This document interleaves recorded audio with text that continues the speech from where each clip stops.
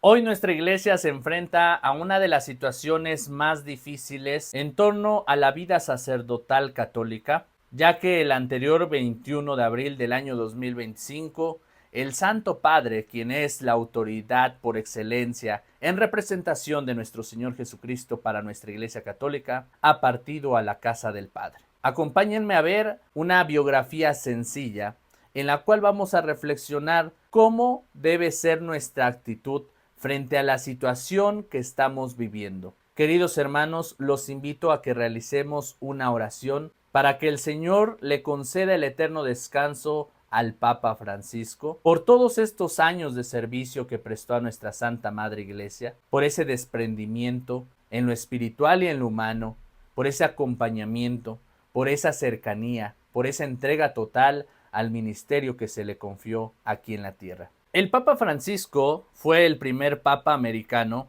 fue un jesuita argentino de nombre Jorge Mario Bergoglio, de 76 años, cuando se eligió papa de nuestra Iglesia Católica. Era arzobispo de Buenos Aires, era una figura destacada de todo el continente, un pastor sencillo y muy querido en su diócesis, que había visitado a lo ancho y lo largo, incluso trasladándose en medios de transporte público, en los 15 años de ministerio episcopal. Decía el Papa Francisco: mi gente es pobre y yo soy uno de ellos. A sus sacerdotes siempre les había recomendado misericordia, valentía apostólica y puertas abiertas a todos.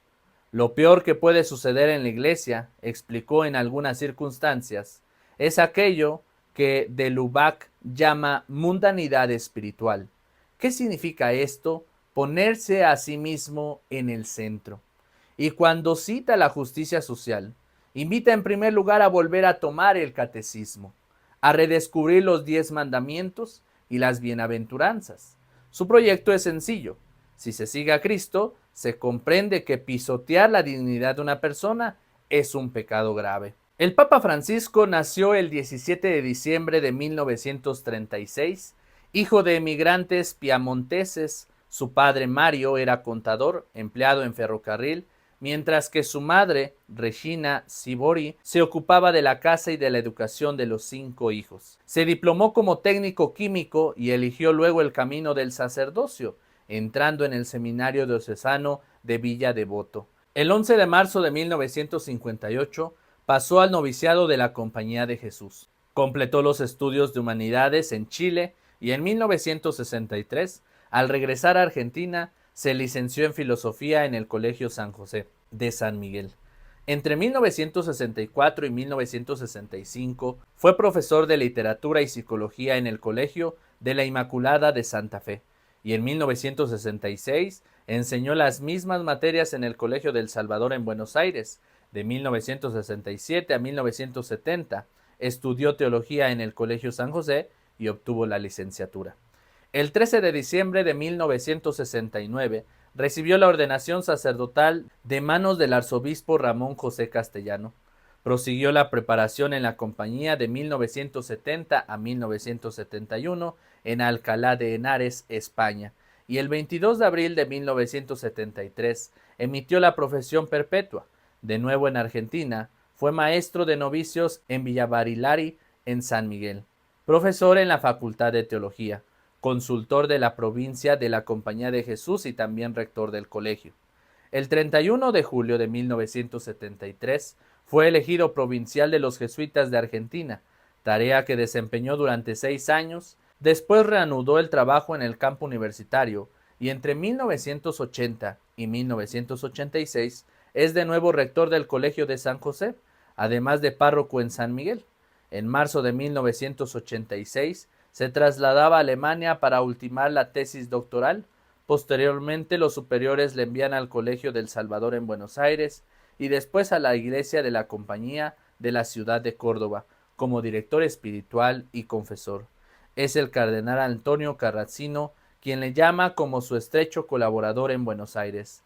Así, el 20 de mayo de 1992, Juan Pablo II le nombra obispo titular de Auca y auxiliar de Buenos Aires. El 27 de junio recibe en la catedral la orden episcopal de manos del purpurado. Como lema elige miserando atque eligendo, y en el escudo incluye el cristograma IHS, símbolo de la Compañía de Jesús. Concede su primera entrevista como obispo a un pequeño periódico parroquial, Estrellita de Belén.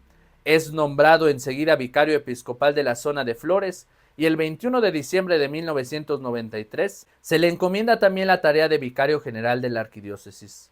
Por lo tanto, no sorprendió que el 3 de junio de 1997 fuera promovido como arzobispo coadjutor de Buenos Aires. Antes de 9 meses, a la muerte del cardenal Coarracino, le sucede el 28 de febrero de 1998 como arzobispo primado de Argentina. El 6 de noviembre sucesivo fue nombrado ordinario para los fieles de rito oriental residentes en el país y de provistos de ordinario del propio rito. 3 años después, en el consistorio del 21 de febrero del 2001, Juan Pablo II le crea cardenal, asignándole el título de San Roberto Bellarmino. En esa ocasión, invita a los fieles a no acudir a Roma para celebrar la púrpura y a destinar a los pobres el importe del viaje. Gran canciller de la Universidad Católica Argentina, es autor de los libros Meditaciones para religiosos, Reflexiones sobre la vida apostólica y Reflexiones de esperanza. En octubre del 2001 es nombrado relator general adjunto para la 10ª Asamblea General Ordinaria del Sínodo de los Obispos, dedicada al ministerio episcopal, encargo recibido en el último momento en sustitución del cardenal Edward Mitchell Egan, arzobispo de Nueva York, de presencia necesaria en su país a causa de los ataques terroristas del 11 de septiembre. En el sínodo subraya en particular la misión profética del obispo, su ser profeta de justicia, su deber de predicar incesantemente la doctrina social de la Iglesia, pero también de expresar un juicio auténtico en materia de fe y de moral. Mientras en América Latina su figura se hacía cada vez más popular, a pesar de ello no perdía la sobriedad de trato y el estilo de vida riguroso, por alguno definido casi ascético. Con este espíritu, en el año 2002, declina el nombramiento como presidente de la Conferencia Episcopal Argentina, pero 3 años después es elegido y más tarde reconfirmado por otro trienio en 2008. Entre tanto, en abril del 2005, participa en el cónclave en el que es elegido Benedicto XVI. Como arzobispo de Buenos Aires, diócesis de más de 3 millones de habitantes, piensa en un proyecto misionero centrado en la comunión y en la evangelización.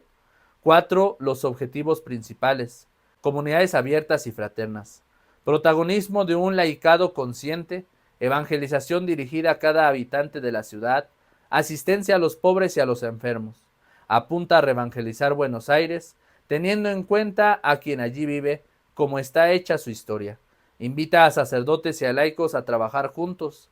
En septiembre de 2009, lanza a nivel nacional la campaña de solidaridad por el bicentenario de la independencia del país, 200 obras de caridad para llevar a cabo hasta el 2016. Y en clave continental, alimenta fuertes esperanzas en la estela del mensaje de la Conferencia de Aparecida de 2007, que define la Evangelii Nuntiati de América Latina. Hasta el inicio de la sede vacante, era miembro de las congregaciones para el culto divino y la disciplina de los sacramentos, para el clero, para los institutos de vida consagrada y para las sociedades de vida apostólica, del Consejo Pontificio para la Familia y de la Comisión Pontificia para América Latina. Todo esto que les comparto sucedió antes de que el Papa fuera elegido el Santo Padre y asumí la responsabilidad del dirigente más importante de nuestra Iglesia Católica. No puedo decir el más poderoso porque en nuestra Iglesia creemos que el Santo Padre es el sucesor de San Pedro y la imagen en plenitud de nuestro Señor Jesucristo, quien toma las decisiones sobre la actualización de la vida de la Iglesia y quien nos acompaña en la vida espiritual para poder discernir nuestra fe y poder comprender la palabra de Dios. Quisiera yo que nos dispusiéramos a hacer una oración en torno a la vida de la Iglesia, no solamente por el Santo Padre, el Papa Francisco, sino también por todos nuestros dirigentes de la Iglesia. Aunque es uno el que va a dirigir y tomar las decisiones, no se nos olvide que alrededor también Jesús tuvo a sus 12 discípulos, quienes también colaboraron en ese plan de salvación. Mujeres, niños, hombres y todas las personas que participaron en el plan salvífico de Dios. Ahora nosotros, en esta actualidad, también seguimos participando en este plan de Dios. Dios ha preferido que así esto suceda, que el Santo Padre descanse en paz y que ahora se tenga que tomar la decisión de un nuevo Santo Padre. Y esto nos hace comprender que la decisión del siguiente Santo Padre no solamente es una decisión sobre conocimiento, sobre quién es más capaz, sino es una decisión que se tiene que tomar en oración. Por eso los invito a que en los próximos días sigamos elevando nuestras oraciones a Dios para que el Señor elija lo que sea bueno para nuestra iglesia. Así como el Santo Padre, el Papa Francisco, que en paz descanse, ha realizado una gran misión aquí en la tierra para poder predicarle a todo el mundo con su lema de la misericordia. No se nos olvide que el Papa Francisco fue el Papa de la misericordia, el Papa que promovió la iglesia en salida, el Papa que promovió que el clero no debe de estar encerrado en la parroquia, sino que tiene que salir, tiene que acercarse con los pobres, tiene que ir más allá de las fronteras para poder llegar al más necesitado. Esto es lo que hizo el Santo Padre y ahora nos preparamos para lo que viene con el nuevo dirigente de nuestra Iglesia Católica, que será aquel que nos va a promover un nuevo don que Dios le ha dado. Puede ser que se oriente más a la vida intelectual, a la vida litúrgica, a la vida del catecismo, a los valores, a las obras de misericordia, pero la gran realidad es que el próximo Papa será obra de Dios y para ello tenemos que hacer mucha oración, queridos hermanos, y no dejarnos llevar por críticas que vemos en redes sociales sobre las supuestas teorías de quién podría ser el siguiente papa y que si tal papa queda o tal cual queda, va a pasar esto en nuestra sociedad o en el mundo y el mundo se va a acabar. No, queridos hermanos, la elección del nuevo papa, que va a ser en el próximo cónclave, va a ser una elección que tiene que ir discernida en la oración, en el modo espiritual de cómo se vive en la iglesia y también ver lo que Dios quiere para su pueblo. Por eso no se nos olvide que la elección es muy importante y necesita de nuestra oración. También ofrecer nuestras oraciones y súplicas a Dios por el eterno descanso del Papa Francisco, que en lo personal fue una persona muy cercana, una persona que tuve la oportunidad de conocer en Morelia, aquí en México, el día que vino la visita pastoral acá en México. Y no solamente acá, el Papa Francisco fue una persona muy cercana al pueblo, una persona que mandó muchos mensajes a los jóvenes, a los matrimonios, a los sacerdotes seminaristas. Fue un papa que estuvo ahí con nosotros, que nos acompañó en lo espiritual y que hoy la Iglesia Católica ha crecido y ha sido formada en la fe como debe de ser. Y hoy lo que somos, en cierta parte, es gracias a su buen acompañamiento del Santo Padre. Queridos hermanos, no se nos olvide que debemos seguir orando para que nuestra iglesia siga caminando por el camino del Señor, por el camino del bien y que cumplamos siempre la voluntad del Padre.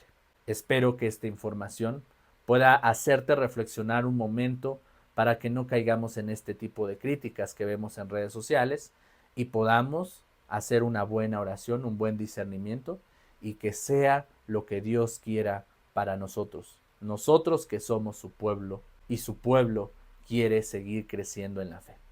Nos vemos, queridos hermanos, que Dios les bendiga. Recuerden apoyar el video con un like, suscríbanse, déjenme su comentario y compartan. Que Dios les bendiga.